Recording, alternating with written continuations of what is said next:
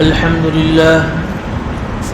لله نحمده ونستعينه ونستغفره ونؤمن به ونتوكل عليه ونعوذ بالله من شرور أنفسنا ومن سيئات أعمالنا من يهد الله فلا مضل له ومن يضلله فلا هادي له ونشهد أن لا إله إلا الله وحده لا شريك له ونشهد أن سيدنا ومولانا محمدا عبده ورسوله وبارك وسلم تسليما كثيرا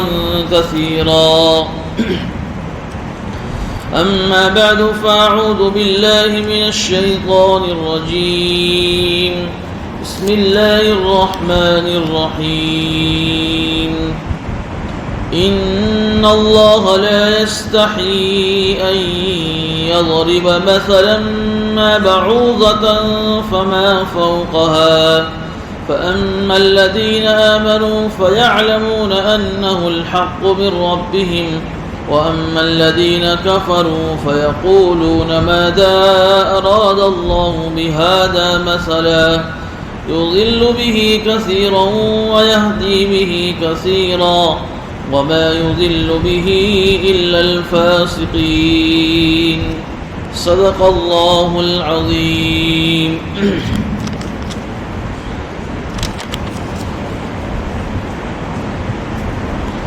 سورہ بقرہ کی تفسیر کا سلسلہ جاری ہے. سورہ بقرہ کے پہلے 2 رکوع میں اللہ رب العزت نے 3 جماعتوں کا تذکرہ فرمایا ہے. ایک جماعت ہے ایمان والوں کی جو ہدایت پر ہے. دوسری جماعت ہے کافروں کی کہ جو اپنے کفر اور شرک پر اڑے ہوئے ہیں، جس کی وجہ سے اللہ رب العزت نے ان کی دلوں پر مہر لگا دی. تیسری جماعت کا تذکرہ ہے منافقین کا کہ جو ظاہر میں اسلام کا دم بھرتے ہیں، مسلمانوں کے ساتھ میں ہیں، لیکن حقیقت میں ان کے دل کے اندر کفر اور شرک بھرا ہوا تھا. تو دوسرے رکوع میں منافقین کی کیا کیا صفات تھی اور ان کے اندر کیا کیا برائیاں تھی، اس کا تذکرہ ہوا. پھر ان تینوں جماعتوں کا تذکرہ کرنے کے بعد سورہ بقرہ کے تیسرے رکوع میں اس کی تفسیر گزشتہ ہوئی کہ اللہ رب العزت نے تمام انسانوں کو یا ایھا الناس، تمام انسانوں کو خطاب کر کے 3 بڑے بڑے عقیدے سمجھائے تھے اور تینوں عقیدوں پر کی دعوت دی تھی.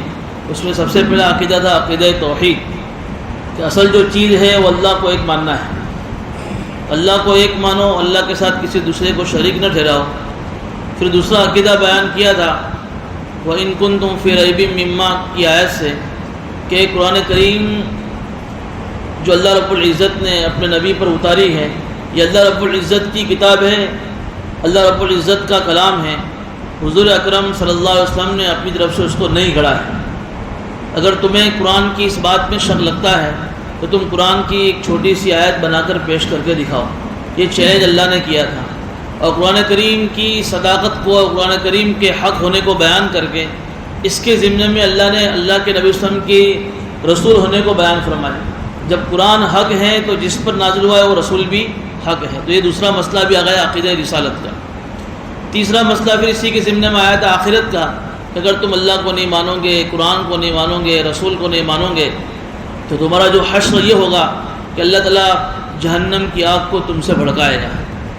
اور پھر جب جہنمیوں کا تذکرہ آیا تو اس کے ضمن میں اللہ نے جنتیوں کا تذکرہ فرمایا تھا کہ جن کی زندگیوں میں ایمان ہوگا اور ایمان کے بعد نیک اعمال یعنی اعمال صالحہ ہوں گے، اللہ تعالیٰ ان کو 4 طرح کی نعمتوں سے نوازے گا. ایسے ایسے باغات جنت میں انہیں ملیں گے کہ جس کے نیچے سے نہریں بہہ رہی ہوگی. دوسرا انعام بیان کیا تھا کہ جنت میں ایسے ایسے میوے اور ایسے ایسے پھل اور فروٹ انہیں دیے جائیں گے کہ جب انہیں وہ فروٹ اور وہ پھل ان کے سامنے آئیں گے تو انہیں ایسا لگے گا کہ یہ ساری چیزیں ہم دنیا میں تو کھا کر آئے ہیں، ہمیں تو کوئی ایک ہٹ کر کوئی نئی چیز ملنی چاہیے. تو اللہ تعالیٰ کہیں گے کہ تم کھاؤ تو صحیح. جب وہ جنتی لوگ ان فروٹ کو، ان پھلوں کو کھائیں گے تو ظاہر میں ان کی شکل دنیا کے پھلوں کی طرح ہوگی، لیکن اس کا ٹیسٹ، اس کا ذائقہ، اس کی لذت دنیا کی لذت کا اس سے کوئی مقابلہ نہیں ہو سکتا ہے. تیسری نعمت کا تذکرہ کیا تھا کہ جنت میں ایمان والوں کو اللہ تعالیٰ بہت ساری پاکیزہ بیویاں حوریں عطا فرمائیں گے۔ اور چوتھی جو سب سے بڑی نعمت کا تذکرہ تھا کہ یہ جتنی بھی نعمتیں ملے گی حوروں کی شکل میں، یہ میووں کی شکل میں، باغات کی شکل میں، اور بھی بہت ساری نعمتیں ہیں، یہ ساری کی ساری نعمتیں اللہ تعالیٰ ہمیشہ کے لیے دیں گے۔ دنیا کے اندر کوئی نعمت ملتی ہے تو وہ کبھی نہ کبھی اس کے چھن جانے کا آدمی کو ڈر ہوتا ہے، یا وہ نعمت رہے تو آدمی کے چلے جانے کا آدمی کو خوف رہتا ہے، لیکن یہاں تو آدمی بھی ہمیشہ رہے گا اور نعمت بھی اس کے پاس ہمیشہ رہے گی۔ یہ بیان کرنے کے بعد اب اللہ تعالیٰ آج کی آیت میں جو آیت نمبر 26 پڑھی گئی ہے، اس آیت میں اللہ تعالیٰ ارشاد فرما رہے ہیں، سب سے پہلے ہم اس آیت کا ترجمہ کر لیتے ہیں کہ بے شک اللہ تعالیٰ مچھر یا مچھر سے بھی معمولی چیز کی مثال بیان کرنے سے اللہ تعالیٰ شرم محسوس نہیں کرتا ہے، لہذا جو ایمان والے ہوتے ہیں یا جن کے اندر سچی طلب ہوتی ہے جس کی وجہ سے وہ ایمان لانے کی سوچ رہے ہوتے ہیں، وہ یہ کہتے ہیں ان مثالوں کو سن کر یہ مثالیں موقع کی اللہ نے بیان کی ہیں۔ اور جو لوگ کافر ہوتے ہیں جن کے اندر ضد پناہ ہوتا ہے، جب وہ مثالیں سنتے ہیں قرآن کریم کی ان مثالوں کو تو وہ یہ کہتے ہیں کہ اللہ تعالیٰ اس مثال سے کیا چاہتے ہیں، اور اللہ تعالیٰ ہی اسی کے ذریعے سے بہت سارے لوگوں کو گمراہ کرتے ہیں اور بہت سارے لوگوں کو اللہ ہدایت دیتے ہیں۔ وما يضل به الا الفاسقین، اور اللہ تعالیٰ گمراہ نہیں کرتے ہیں مگر فاسق لوگوں کو۔ پھر آگے اس کی جو ہے خوبیاں اور اس کی علامتیں بیان ہو رہی ہیں۔ اس آیت کو سمجھنے سے پہلے تھوڑا سا یہ سمجھیے کہ اللہ رب العزت نے قرآن کریم کے اندر بہت سی جگہوں پر الگ الگ مثالیں بیان کی، کبھی مچھر کی مثال، کبھی مکھی کی مثال، کبھی مکڑی کی جالے کی مثال۔ یہ ایک معمولی مخلوق ہے، یہ مچھر، مکھی، مکڑی کا جالا، جس کی کوئی حیثیت اور جس کی کوئی ویلیو نہیں ہے پوری دنیا کی مخلوق کے اندر، لیکن اللہ تعالیٰ نے قرآن کریم کے اندر جتنے بھی جو دوسرے معبود ہیں جنہوں نے ان کفاروں نے ان کو بنا رکھے تھے، جو ان کی مورتیاں تھیں، اللہ تعالیٰ نے ان کے بے بسی کو، ان کی عاجزی کو سمجھانے کے لیے ان کی مثال مکھی اور مچھر سے دی کہ تم نے اللہ کے سوا جو معبود بنا رکھے ہیں، جو تمہاری مورتیاں ہیں، جو تمہارے بت ہیں پتھر کے، جن کو تم نے خدا اور بھگوان بنا کے رکھا ہے، جن کی تم پوجا کرتے ہو، جن کے سامنے تم ہاتھ جوڑ کر اپنی ساری ضرورتیں مانگتے ہو۔ اللہ تعالیٰ نے ایک جگہ پر فرمایا وَإِن يَسْلُبْهُمُ الذُّبَابُ شَيْئًا لَا يَسْتَنقِذُ مِنْهُ، کہ وہ تمہاری مورتیاں، وہ تمہارے پتھر کے بت، وہ تمہارے بھگوان، یہ ایسی چیزیں ہیں کہ اگر ان پر مکھی بھی بیٹھ جائے تو مکھی بھی نہیں اڑا سکتے۔ دیکھیں یہاں مکھی کا تذکرہ ہے، یہاں ان کی بے بسی، اگر اتنے بے بس ہیں، اتنے عاجز ہیں کہ تمہاری ضرورت تو کیا پوری کرے، اپنے اوپر بیٹھی ہوئی مکھی کو بھی نہیں اڑا سکتے۔ یہ مثال بیان کی۔ ایک جگہ پر اللہ نے مکڑی کے جالے کی مثال بیان کی، اس لیے کہ دنیا میں جتنے بھی جو گھر ہیں اس میں سب سے کمزور کوئی گھر ہو تو مکڑی کا جالا ہے۔ مکڑی اپنے حساب سے اپنا جالا بناتی ہے، اس کا گھر ہوتا ہے، وہ اس کو پھونک مارو تو وہ گھر اڑ جاوے۔ تو اللہ تعالیٰ نے کہا کہ تم نے اللہ کو چھوڑ کر دوسرے جو معبود بنائے ہیں، جب قیامت میں تمہیں ان کی ضرورت پڑے گی تو وہ تمہارے کوئی کام آنے والے نہیں ہیں۔ ان کی مثال تو مکڑی کی جالے کی طرح ہے، وہ پھونک مارے اڑ گئے، غائب ہو گئے۔ دنیا کے اندر یہ جو تمہارے جتنے بھی بھگوان ہیں، تمہاری جتنی مورتیاں ہیں، تمہارے جتنے بت ہیں، آخرت میں وہ بھی سارے اڑ جائیں گے، کوئی تمہارے کچھ کام آنے والا نہیں۔ تو جب یہ کفار مکہ، جب قرآن کریم میں ایسی آیتیں نازل ہوتی تھی جس میں مکھی کی مثال ہو، جس میں مچھر کی مثال ہو، تو یہ لوگ مذاق اڑاتے تھے، یار قرآن تو کوئی ایسی کتاب کہ جس میں مکھی کا بھی تذکرہ آیا، جس میں مچھر کا بھی تذکرہ آیا، یہ کوئی اللہ کی کتاب نہیں ہے۔ اس لیے کہ عربی میں ایک مقولہ ہے، ایک جو ہے بات کہی جاتی ہے، کلام الملوکی ملوک الکلام، کہ بادشاہوں کا کلام کلاموں کا بادشاہ ہوتا ہے۔ جو آدمی جتنا اونچا ہوتا ہے اس کی بات بھی اتنی اونچی ہوتی ہے۔ تو تم یہ کہہ رہے ہو کہ اللہ ایک ہے اور یہ اللہ کی کتاب ہے، تو اللہ اتنی بڑی ہستی ہے تو پھر اللہ نے اپنی کتابوں میں ایسی چھوٹی چھوٹی مثالیں کیوں بیان کی؟ اب یہ چونکہ ان کو ایک چیلنج کیا تھا اللہ نے اس کے پہلے کہ قرآن اگر حق کتاب نہیں ہے تو تم قرآن جو سی ایک چھوٹی سی آیتیں بنا کر پیش کر دو، وہ اس چیلنج کو قبول نہ کر سکے اور قیامت تک کوئی قبول نہیں کر سکے گا۔ تو اب ظاہر سی بات ہے کہ ایک آدمی نے اگر چشمہ ہی پیلا پہنا ہو تو ساری چیزیں اس کو پیلی نظر آتی ہیں، ایک آدمی کو بخار ہو گیا ہو تو میٹھی چیز بھی کڑوی لگتی ہے۔ اب انہوں نے پہلے سے ہی ٹھان لیا کہ ہمیں قرآن کو ماننا ہی نہیں ہے، اب قرآن کا چیلنج تو قبول نہیں کر سکتے ہیں، تو اب اس طرح کی اونی سیدھی سوالات اور ایسی قرآن میں خامیاں تلاش کرنا شروع کر دی. تو اللہ یہ کہہ رہے ان اللہ لا یستحی ان یضرب مثلا ما بعوضہ، کہ تم مچھر کی بات کرتے ہو، مچھر سے بھی کم درجے کی اگر کوئی چیز ہو ہم اس کی بھی مثال بیان کرنے میں ہمیں کوئی شرم نہیں آتی. اس لیے کہ ان مورتیوں کی اگر مثال بیان کرنی ہے، ان کی بے بسی کی، ان کی عاجزی کی، تو اس کو کیا ہم شیر سے بیان کریں گے؟ کیا ان کی مثال ہم کسی اور دوسرے بڑے مخلوق سے دیں گے؟ ظاہر سی بات ہے کہ حقیر چیز کی مثال حقیر چیز سے دی جاتی ہے. گھٹیا چیز کو سمجھانے کے لیے اگزامپل بھی گھٹیا چیز کا دیا جاتا ہے، تب جا کر تو سامنے والے کو بات سمجھ میں آئے گی کہ بھائی تم جس چیز کو سمجھا جاتے ہو وہ چیز اتنی گھٹیا ہے کہ جس کی ویلیو مچھر کی برابر بھی نہیں ہے. تو آدمی کے بات سمجھ میں آ جاتی ہے جو صحیح معنی میں ہوتا ہے. جسے حضور اکرم صلی اللہ علیہ وسلم نے ایک مثال دی دنیا کے بارے میں، لو كانت تعدل عند اللہ جناح بعوضہ. دیکھیں یہاں پر اگر اللہ کے نزدیک دنیا کی ویلیو، دنیا کی قدر و قیمت مچھر نہیں کہا، مچھر کے پر کے برابر بھی ہوتی. دیکھیے مچھر سے بھی کم درجہ اس کا پیر ہے، تو مچھر تو اتنا ہوتا ہے، اس کا پیر تو دکھتا بھی نہیں ہے. حدیث کے اندر اللہ کے نبی صلی اللہ علیہ وسلم نے پوری دنیا کی مثال مچھر کے پر کے برابر دی کہ اگر اللہ کے نزدیک اس دنیا کی قدر و قیمت مچھر کے پر کے برابر بھی ہوتی، اللہ اپنے نافرمان کو پانی کا ایک گھونٹ بھی نہ پلاتا. لیکن اللہ دے رہا ہے نافرمانوں کو، تو اس کا مطلب یہ نہیں ہے کہ اللہ ان نافرمانوں سے خوش ہے. یہ اللہ کے سامنے ایک مثال سے سمجھا ہے لوگوں کو کہ تم دنیا کو جتنی ویلیو دے رہے ہو، ضرورت کی حد تک ٹھیک ہے، تم دنیا کماؤ، دنیا کی ضرورتوں میں پورا کرنے کے لیے اپنا جان مال وقت لگاؤ، لیکن دنیا کو اپنا مقصد بناؤ اور دنیا ہی کو سب کچھ سمجھو، تو سن لو دنیا کی مثال اللہ کے نزدیک مچھر کے پر کے برابر بھی نہیں. تو یہاں یوں کہیں گے کہ حضور اکرم صلی اللہ علیہ وسلم کی بات میں مچھر کی پر کا تذکرہ کیا، یعنی حضور اکرم کی کوئی ویلیو نہیں، نعوذ باللہ. تو یہ سمجھنا نہیں تھا، ایمان نہیں لینا تھا، تو ایسی مثالوں کو ایک مذاق بنایا کرتے تھے. ایک مرتبہ حضور اکرم صلی اللہ علیہ وسلم نے فرمایا سود کے بارے میں کہ ایک آدمی سود کا، بیاج کا، انٹرسٹ کا 1 روپیہ بھی لیتا ہے یا دیتا ہے، یا اس کا کوئی بھی طریقے سے اس کے اندر وہ آدمی انوالو ہوتا ہے لکھنے میں یا اس طریقے سے کسی بھی چیز میں، تو سود کا 1 روپیہ لینا دینا اس کی مثال یہ سمجھائی کہ اپنی ماں سے 36 مرتبہ زنا کرنے سے بھی خطرناک چیز ہے. اب یہ جو مثال دی، کم سے کم درجہ اس سود کی نقصان کو بیان کرنے کے لیے کیا بیان، 36 میں سے سب سے آخری درجہ ہے کہ اپنی ماں سے 36 مرتبہ زنا کرے. اب کوئی آدمی سوچ بھی سکتا ہے اپنی ماں سے بری نظر سے زنا، تو کیا کرے، بری نظر سے بھی اپنی ماں کو نہیں دیکھ سکتا ہے. ایک صحیح معنی میں جس کے اندر انسانیت ہے، فطرت باقی ہے انسانی، وہ ایسا کبھی سوچ بھی نہیں سکتا اپنی ماں کے بارے میں. لیکن حضور اکرم صلی اللہ علیہ وسلم اس مثال سے یہ سمجھانا چاہ رہے ہیں کہ جس طریقے سے تمہیں اس مثال کو بولنے سے بھی تمہیں شرم محسوس ہوتی ہے، تمہاری زبانیں جو ہے ہچکچاتی ہیں، تو اس طریقے سے تمہیں سود سے بھی بچنا چاہیے. تم سود سے تو بچ نہیں رہے ہو اور تم اپنی ماں سے زنا کرنے میں تمہیں شرم محسوس ہو رہی ہے، ایسی مثال بیان کرنی. ایسی بہت ساری مثالیں حدیثوں میں آپ کو قرآن میں بھی ملے گی. یہ سامنے والے کو سمجھانا مقصود ہوتا ہے. تو اللہ تعالیٰ یہاں یہی کہہ رہے ہیں کہ اللہ تعالیٰ کو تو کوئی شرم نہیں آتی ہے مچھر یا اس سے بھی آگے کی چیز، یعنی مچھر سے بھی حقیر درجے کی کوئی چیز کی مثال بیان کرنے سے.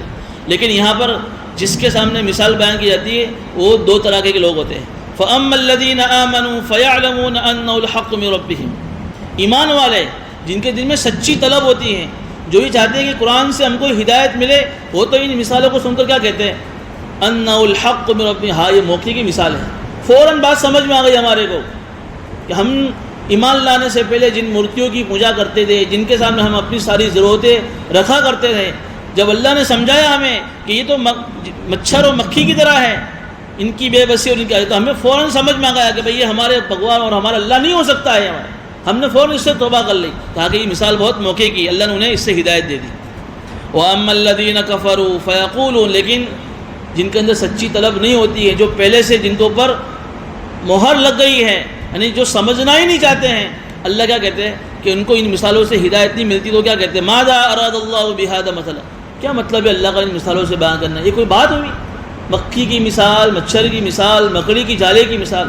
اللہ کہہ رہے ہیں یضل بہ کثیرا ویہدی بہ کثیرا، کہ اسی سے ہم کچھ لوگوں کو ہدایت دیتے ہیں اور کچھ بہت سارے لوگوں کو ہم ہدایت دیتے ہیں اور بہت سارے لوگوں کو ہم گمراہ کرتے ہیں. دیکھیے یہ نتیجہ ہے. مثال ایک ہی ہے، لیکن اس مثال کو لینے والے 2 طرح کے لوگ ہیں. جس نے اس مثال کو مثبت انداز میں لیا، اس کا نتیجہ یہ ہے کہ اللہ نے اس کو ہدایت دے دی، اور جس نے اس مثال کو منفی طریقے سے سوچا، نیگیٹو انداز میں سوچا، اللہ نے اس مثال سے ان کو گمراہ کر دیا۔ کیا مطلب ہوا کہ اگر آدمی کے اندر سچی طلب نہیں ہے، آدمی کے اندر ہدایت کی طلب نہیں ہے، تو پھر اللہ تعالیٰ اس کے لیے گمراہی کا راستہ آسان کر دیتے ہیں۔ مطلب اس کا یہ ہوا کہ جب ہمارے سامنے کوئی حق کی بات آوے، کوئی دین کی بات آوے، کوئی شریعت کی بات آوے، تو چاہے وہ بات ہماری سمجھ میں نہ آوے لیکن ہم اس پر ایمان لے آویں، اس کا فائدہ یہ ہوگا کہ اللہ تعالیٰ ہمیں کبھی نہ کبھی ہدایت دے گا، کبھی نہ کبھی اللہ ہمیں صراط مستقیم پر اللہ چلائے گا۔ جسے سورہ واللیل اذا یغشی میں آپ پڑھیں گے فَسَنُيَسِّرُهُ لِلْيُسْرَىٰ، ایک مرتبہ اللہ فرما رہے ہیں کہ جس کے اندر سچی طلب ہوتی ہے، جو سیدھے راستے پر چلنا چاہتا ہے، اللہ تعالیٰ ہدایت کے راستہ اس کے لیے آسان کر دیتے ہیں۔ لیکن جس میں سچی طلب نہیں ہوتی، ہر بات میں خامی، ہر بات کے اندر جو ہے واندے وچ کے، اور ہر بات کے اندر جو ہے عیوب اور عیب تلاش کرنے کا جس کا مزاج ہوتا ہے، اللہ کہہ رہے ہیں فَسَنُيَسِّرُهُ لِلْعُسْرَىٰ، ہم اس کے لیے تنگی کا یعنی گمراہی کا راستہ آسان کر دیتے ہیں۔ ایک چھوٹا سا ایک گلاس رکھا ہوا ہے، اس میں ایک آدھا پانی، اب دیکھنے والے اس کو دو اینگل سے دیکھ رہا ہے، ایک کہہ رہا ہے کہ وہ ماشاءاللہ آدھا گلاس پانی سے بھرا ہوا ہے، خالی تو نہیں ہے نا، آدھا گلاس بھرا ہوا ہے، اس کی سوچ مثبت ہے، پازیٹیو سوچ ہے۔ اور دوسرا ہے آدھا ہی بھرا ہوا ہے، کیوں پورا بھرا ہوا نہیں ہے، نیگیٹو تھنکنگ۔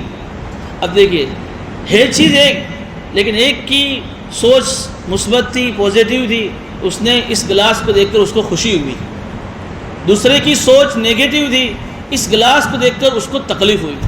مطلب یہ ہوا کہ جن کی سوچ نیگیٹو ہوتی ہے وہ ہمیشہ تکلیفوں میں اور دکھوں میں آگے بڑھ جاتے ہیں۔ ہر وقت جو ہے اپنی سوچ کو اچھا رکھنے کی ضرورت ہے، ہر وقت اپنی سوچ کو صحیح رکھنے کی ضرورت ہے۔ تو اللہ تعالیٰ یہاں یہی ضابطہ بیان کر رہے ہیں، یُضِلُّ بِهِ كَثِيرًا وَيَهْدِي بِهِ كَثِيرًا، کہ ان کفار مکہ نے، ان مشرکین مکہ نے ان مثالوں سے اگر صحیح سوچ لی ہوتی تو اللہ ان کو ہدایت دیتے۔ یہ اللہ کے کہہ رہے وَمَا يُضِلُّ بِهِ إِلَّا الْفَاسِقِينَ، کہ اللہ تعالیٰ جو ہے گمراہ نہیں کرتے مگر فاسق لوگوں کو۔ اللہ تعالیٰ یہاں کافروں کو فاسق کے بارے میں بتایا۔ ایک فاسق تو کہتے ہیں وہ مسلمان کہ جو ہے سچا مسلمان لیکن گناہ کر رہا ہے، نماز نہیں پڑھ رہا ہے اور اللہ کے بہت سارے حکموں کو چھوڑ رہا ہے، تو وہ بھی فاسق ہے، لیکن وہ فاسق مسلمان ہے۔ یہاں فاسق سے مراد کافر ہے۔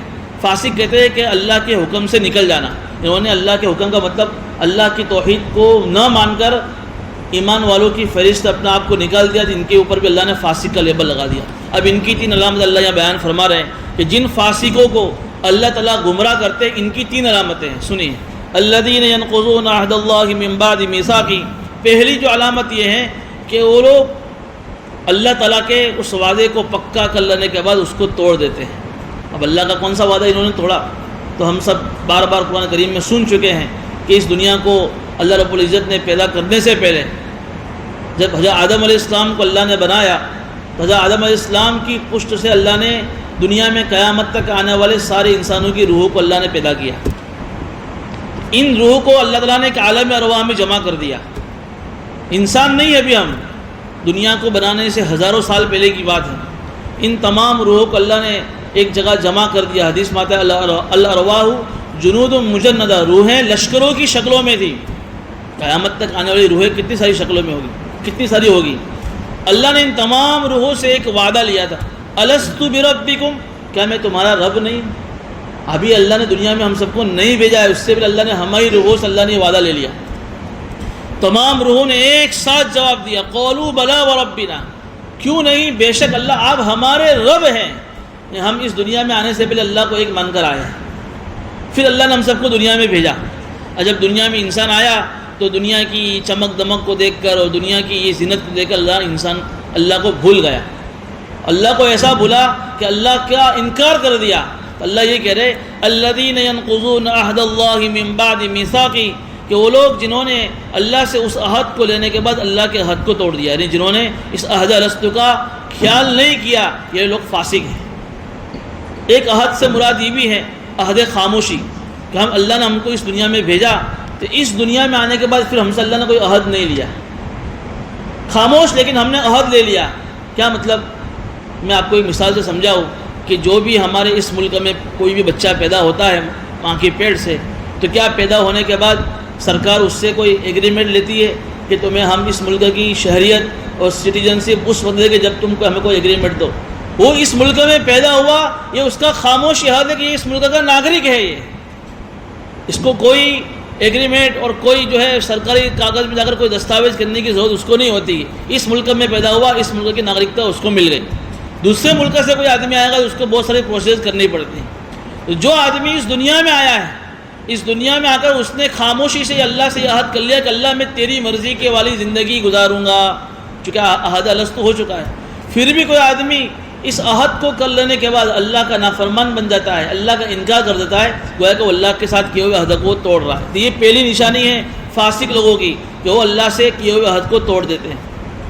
وَيَقْطَعُونَ مَا أَمَرَ اللَّهُ بِهِ أَن يُوصَلَ، دوسرا عہد کہ جن جن رشتوں سے اللہ نے اس کو جوڑنے کا حکم دیا ہے ان تمام رشتوں کو توڑ دیتے ہیں۔ دیکھیے انسان کی دو حیثیتیں ہیں، دو نسبت، ایک اللہ سے اس کی نسبت کا مطلب ہے کہ وہ اللہ کا بندہ ہے، اس حساب سے انسان کو اللہ کے سارے حق ادا کرنا ضروری ہے، چونکہ اللہ کا بندہ ہے جیسا بھی بتایا، تو اللہ کی مرضی والی زندگی گزارنا وہ پہلی نشانی میں بیان فرمایا۔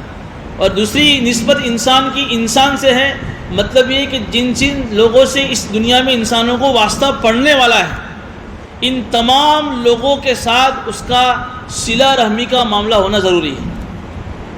اگر ہم اس کو تھوڑا ڈیٹیل میں سوچیں تو ہم سب کے ماں باپ ایک ہیں، آدم علیہ السلام، اس حیثیت سے پوری دنیا ہماری برادری ہے، مسلم نان مسلم کسی بھی دھرم سے تعلق رکھنے والا، تو ان کے ساتھ بھی ہماری صلہ رحمی اور ہمارا ان کے ساتھ بھی اچھا برتاؤ ہونا چاہیے، چاہے وہ ہمارے ساتھ کیسا بھی برتاؤ کرے، پھر اس کو سکڑتے جاؤ سمیٹتے جاؤ، تو پھر ہماری جو رشتہ داریاں ہیں، ہمارے جو ہے ماں باپ حقیقی ماں باپ ہے، اس ماں باپ سے پیدا ہونے والے ہمارے جو بھائی بہن ہیں، پھر ہماری جو اولادیں ہیں، پھر ہمارے ماں باپ کے جو رشتہ دار ہیں، ہمارے خالو ماما پھوپھی، جو بھی ہماری رشتہ داریاں ہیں، جن سے ہمارا جو ہے تعلق ہے، ان تمام کے ساتھ بھی اللہ نے کہا کہ صلہ رحمی کا معاملہ کرنا۔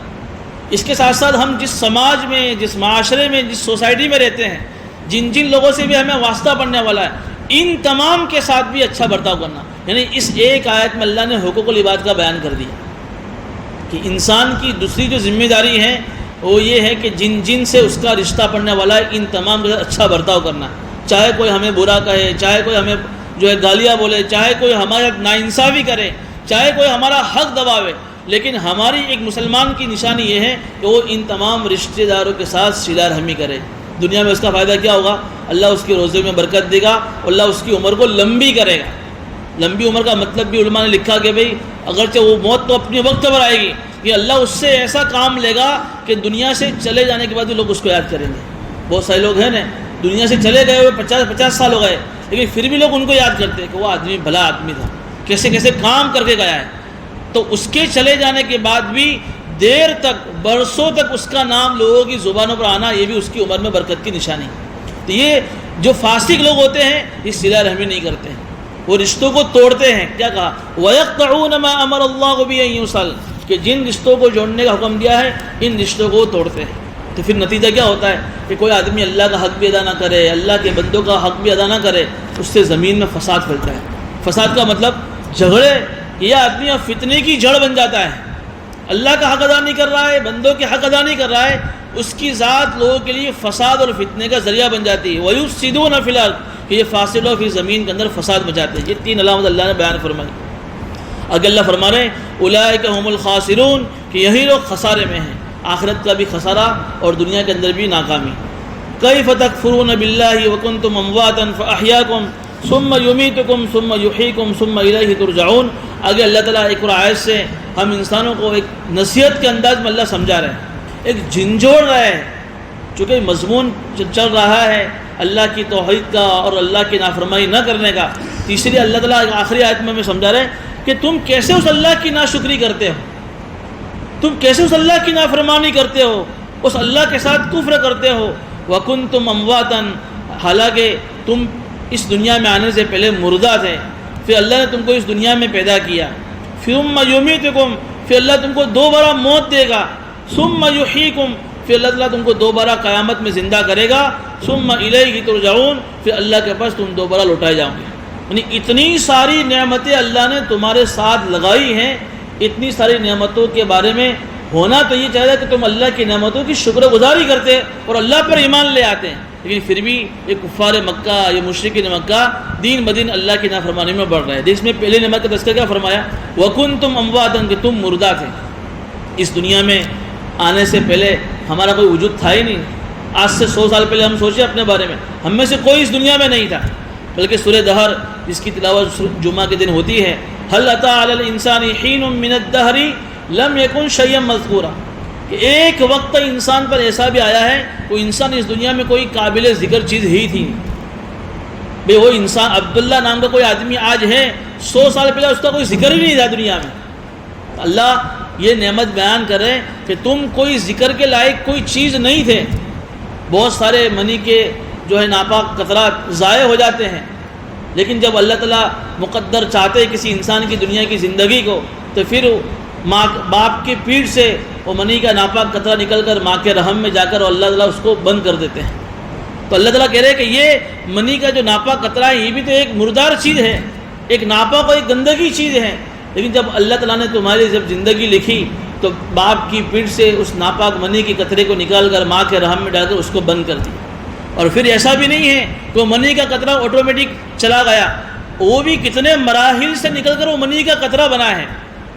اس پوری دنیا کے اندر جتنی بھی آگے اس کا تذکرہ ہے، جتنی بھی جو چیزیں ہیں، ان ساری چیزوں میں اس منی کے ذرات پھیلے ہوئے ہیں۔ آدمی بہت ساری چیزیں کھا رہا ہے نا، بہت ساری غذائیں کھا رہا ہے، ان ساری غذاؤں کے کھانے کے بعد جب وہ اپنے گلے سے اس لقمے کو اتارتا ہے، اللہ نے انسان کی اس باڈی میں ایک مشین فٹ کیا ہوا ہے اپنی قدرت کا، کہ پھر وہ لیور، گردہ جو ہے اندر کی ساری چیزیں اپنا کام کرنا شروع کر دیتی ہیں۔ اب جن جن چیزوں کو خون کی ضرورت ہے اس سے اتنا خون بن رہا ہے، اس سے اتنا پانی بدن میں جا رہا ہے، اور جو چیزیں ضرورت کی نہیں ہے وہ پیشاب اور پاخانے شکل میں آدمی کے بدن سے باہر نکل رہا ہے۔ تو پھر وہ غذا خون بنتی ہے، پھر اس خون میں سے جو ہے منی کا قطرہ بنتا ہے۔ تو اللہ وہی سمجھا رہے نعمت کے طور پر کہ وَكُنْتُمْ أَمْوَاتًا، تم تو ایک مردہ اور ایک بے جان چیز تھے، کوئی تمہارا وجود ہی نہیں تھا، لیکن اللہ نے جو ہے ان ساری ذرات سے نکال کر ایک منی کا قطرہ بنایا۔ پھر اللہ نے اس منی کے قطرے کو بہت سارے مراحل سے گزارا۔ سورہ مومنون میں اس کا تفصیلی تذکرہ انشاءاللہ آئے گا۔ وہ منی کا قطرہ پھر خون بنا، پھر اس خون سے گوشت بنا، پھر اس گوشت کو اللہ نے نرم چیز کو اللہ نے ہڈی بنا دیا۔ یہ اللہ کی قدرت ہے کہ نہیں کہ نرم چیز کو اللہ ہڈی بنا دے، پھر اس ہڈی پر اللہ نے اوپر سے اور گوشت چڑھایا، پھر اللہ نے ایک جیتی جاگتی انسانی شکل اللہ نے بنا دی۔ اللہ اس پہلی نعمت کا تذکرہ کر رہے ہیں وَكُنْتُمْ أَمْوَاتًا، کہ تم ایک بے جان چیز تھے، فَأَحْيَاكُمْ، پھر ہم نے تم کو اس دنیا کی زندگی میں بھیجا۔ یہ دوسری نعمت کا تذکرہ، اس لیے کہ دنیا کے اندر جتنی بھی جو نعمتیں ہیں، ان نعمتوں سے فائدہ اٹھانا کب آدمی کے لیے ممکن ہے؟ جب اللہ اس کو دنیا کی زندگی دے وے۔ ایک بچہ ماں کے پیٹ میں ہی مر گیا اور دنیا کی زندگی میں آیا ہی نہیں، تو وہ دنیا کی زندگی سے فائدہ کیسے اٹھائے گا؟ اس کا مطلب یہ ہوا کہ دنیا کی زندگی تمام نعمتوں میں سے سب سے بڑی نعمت ہے۔ علماء نے یہاں تک لکھا ہے کہ ایمان کی نعمت بھی اللہ نے اس دنیا کی زندگی کی وجہ سے ہمیں دی۔ دنیا کی زندگی نہ ہوتی تو ہم ایمان والے کیسے بنتے، اور ایمان نہ ہوتا تو پھر ہم اس دنیا میں آتے ہی نہیں، ہمارا کوئی وجود ہی نہ ہوتا تو ہم جنت میں کیسے جاتے؟ کتنی بڑی نعمت دنیا کی زندگی۔ فَأَحْيَاكُمْ، یہاں تو ہم نے اس دنیا کی زندگی میں تم کو پیدا کیا، دوسری نعمت کا تذکرہ۔ ثُمَّ يُمِيتُكُمْ، پھر ایسا نہیں ہے کہ اس دنیا کی زندگی میں تم ہمیشہ رہو گے، ایک تھوڑے سا وقت کے لیے ہم نے تم کو بھیجا ہے، پھر ہم تم کو موت دیں گے۔ دیکھو موت کو بھی اللہ نے یہ نعمت کے طور پر بیان کیا ہے۔ اب آپ سوچیں گے موت کوئی نعمت تھوڑی ہے، ایک اچھا کھیلتا آدمی اور اپنے کاروبار میں مشغول آدمی اور اپنی فیملی میں جیتا آدمی، اللہ ایک دم سے اس کو موت دے رہے ہیں، یہ تو کوئی نعمت تھوڑی ہے۔ تو جس کے گھر میں یہ چیز ہو اس کو پتہ چلتا ہے کہ کتنی بڑی جو ہے غم کی چیز ہے۔ علماء نے لکھا ہے کہ اگر غور کیا جاوے تو موت بھی ایک بہت بڑی نعمت ہے، اس لیے کہ جب تک آدمی اس دنیا کی زندگی میں ہے تو اس دنیا کی زندگی سے فائدہ اٹھا رہا ہے، لیکن اللہ تعالیٰ نے جو غیب کی جو باتیں بتائی ہیں کہ تمہیں جنت ملے گی، اللہ کا دیدار ہوگا، حضور اکرم صلی اللہ علیہ وسلم کے چہرے کا دیدار ہوگا، وہ کیسی نعمتیں ہیں؟ وہ نعمتیں دنیا کی نعمتوں سے بدرجہ بہتر ہیں، تو وہ ساری نعمتیں پانے کے لیے تمہیں اس دنیا کو چھوڑ کر جانا ہی تو پڑے گا نا۔ اس لیے حدیث میں آتا ہے الموت جسر یوصل الحبیب الی الحبیب، موت تو ایک پول ہے جو اپنے محبوب کو دوسرے محبوب سے ملا دیتی ہے۔ اللہ سے ملاقات کرنی ہو، حضور سے ملاقات کرنی ہو، جنت کی نعمتوں سے فائدہ اٹھانا ہو تو موت سے گزرنا ہی پڑے گا۔ اللہ نے یہاں موت کو بھی نعمت کے طور پر بیان فرمایا کہ موت بھی ایک بہت بڑی نعمت ہے۔ پھر کیا ہوگا؟ ثم یحییکم، ایسا نہیں کہ ایک مرتبہ اللہ نے مار دیا تب اللہ زندہ نہیں کرے گا، اللہ تعالیٰ دوبارہ تم کو پھر اپنی قدرت سے زندہ کرے گا۔ گویا کہ انسان پہلے کچھ نہیں تھا، پھر اللہ نے اس دنیا میں انسان کو بھیجا، پھر اس دنیا کی زندگی میں انسان تھوڑی مدت رہے گا، پھر اللہ اس کو موت دے گا، پھر وہ قبر میں رہے گا، پھر اللہ تعالیٰ قیامت کو جب قائم کرے گا تو 2 بار اللہ اپنی قدرت سے انسانوں کو زندہ کرے گا، ثم الیہ ترجعون، پھر ہر آدمی اللہ کے پاس لوٹایا جائے گا، جس کی جو زندگی لکھی ہوگی جنت کی وہ جنت میں جائے گا، جو جہنم میں گا وہ جہنم میں جائے گا۔ اسی کو حضرت مولانا عمر صاحب پالنپوری رحمۃ اللہ علیہ فرمایا کرتے تھے کہ اللہ نے اس دنیا کے اندر انسانوں کے 4 پیٹ بنائے ہیں، ایک ماں کا پیٹ ہے، ایک دنیا کا پیٹ ہے، ایک قبر کا پیٹ ہے اور ایک آخرت کا پیٹ ہے۔ یہ چاروں پیٹ سے ہر انسان کو اس دنیا سے گزرنا ہے، ماں کے پیٹ سے دنیا کے پیٹ میں، اور دنیا کے پیٹ سے قبر کے پیٹ میں، اور پھر قبر کے پیٹ سے آخرت کے پیٹ میں۔ یہ اللہ نے ساری 4 نعمتوں کو بیان کر کے اللہ انسانوں سے کہہ رہے کیف تکفرون باللہ، پھر تم کیسے اس اللہ کی ناشکری کر رہے ہو جس نے تمہارے ساتھ اتنی ساری نعمتیں لگائی ہیں۔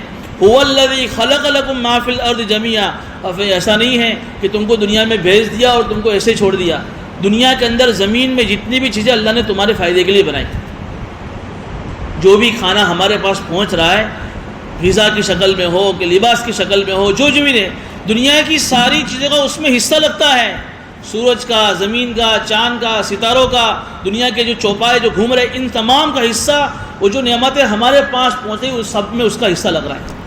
یوں کہہ رہے علماء کرام کہ اس دنیا کی ساری مخلوق میں اللہ نے اس کائنات میں انسان کو دلہا بنایا ہے، ساری پوری کائنات اللہ نے انسانوں کے لیے سجائی ہے۔ هو الذی خلق لکم، تمہارے فائدے کے لیے اللہ نے زمین کی ساری چیزیں بنائی ہیں۔ تو پھر اللہ نے انسانوں کیوں بنایا ہے؟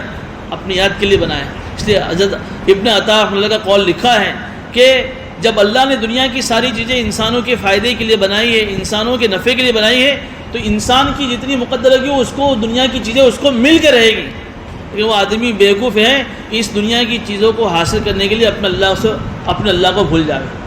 یعنی اس دنیا جو اللہ نے ہمارے لیے بنائی ہے وہ ہماری مقدر کی مل کے رہے گی، ہماری مقدر کی مل کے رہے گی، پھر بھی آدمی اس دنیا کی چیزوں کو حاصل کرنے کے لیے جس اللہ نے اس کو دنیا میں بھیجا ہے اس کو بھول کر زندگی گزارے گا، وہ سب سے بڑا بیوقوف ہے۔ حدیث قدسی ہے کہ اگر ہم نے دنیا کی زندگی کو اپنا مقصد بنایا، اللہ دنیا ہمارے اوپر مسلط کر دے گا، سوار ہو جائے گی، لیکن پھر ملے گی اتنی جس کی اتنی مقدر کی ہے۔